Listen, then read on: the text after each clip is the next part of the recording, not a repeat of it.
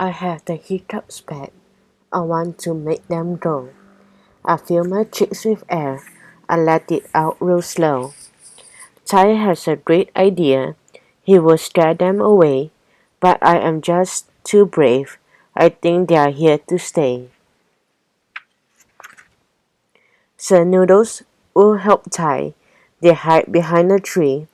When I walk in the woods, they jump out to stare me. You two cannot trick me. I am too brave to stare. But what is up the hill? Look out, there is a bear. I jump and then I yell. My hiccups throw away. Brave girls turn dead scared too. That barker saved the day.